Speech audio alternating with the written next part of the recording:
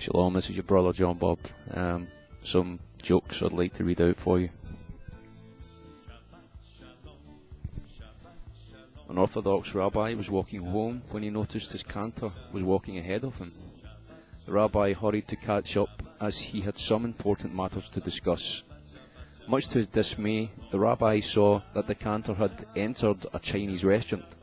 The rabbi couldn't believe his eyes. He looked through the window and saw the cantor pointing to the menu and talking to the waiter. He looked again and saw the waiter deliver a tray of food to the cantor. Then he saw the cantor take the chopsticks and start eating a tray of non-kosher meal including pork and shrimp. The rabbi could no longer contain himself. He burst into the restaurant and said, "Moshe, what are you doing?" Moshe looked up and said to the rabbi, "I don't understand." The rabbi said, "I just saw you, Moshe, my cantor, with all this tray of food." Moshe says, "Rabbi, did you see me come into the restaurant?" "Yes, I did," replied the rabbi. "Did you see me order the food?" "Yes, I did," said the rabbi. "Did you see me eat the food?" "Of course I did. Why do you think I barged in here?" "Well then," said Moshe, "I don't see the problem. It was all done under rabbinical supervision." Reuben versus the Pope. Centuries ago, the Pope decreed that all the Jews had to convert or leave Italy. There was a huge outcry from the Jewish community, so the Pope offered a deal. He would have a religious debate with the leader of the Jewish community, and if the rabbis won, they could stay in Italy, and if the Pope won, they would have to leave. The Jewish people met and picked an aged but wise rabbi called Reuben to represent them in the debate. However, as Reuben spoke no Italian and the Pope spoke no Yiddish, they all agreed that it would be a silent debate. On the chosen day, the Pope and the rabbi sat opposite each other for a full minute before the Pope raised his hand and showed 3 fingers. Rabbi Reuben looked back and raised 1 finger. Next, the Pope waved his finger around his head. Rabbi Reuben pointed to the ground where he sat. The Pope then brought out a communion wafer and a chalice of wine. The rabbi pulled out an apple.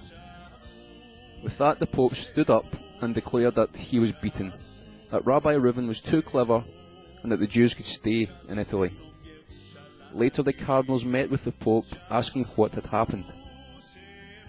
The Pope said, "First, I held up 3 fingers to represent the Trinity."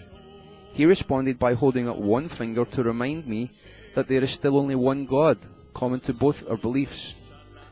Then I waved my finger to show him that God was all around us. He responded by pointing to the ground to show that God was also right here with us. I pulled out the wine and wafer to show that God absolves all our sins. He pulled out an apple to remind me of the original sin. He had me beaten, I couldn't continue. Meanwhile, in the Jewish community, they were gathered around Rabbi Reuben. "How did you win the debate?" they asked. "I haven't a clue," said Reuben. "First he said to me, we had 3 days to get out of Italy, and I told him, yeah, up yours. Then he tells me that the whole country would be cleared of Jews, and I said to him, we're staying right here." "And then what?" asked the Reuben. "Who knows," said Reuben. He took out his lunch and I took out mine. The Amish elevator. An Amish boy and his father were visiting a mall.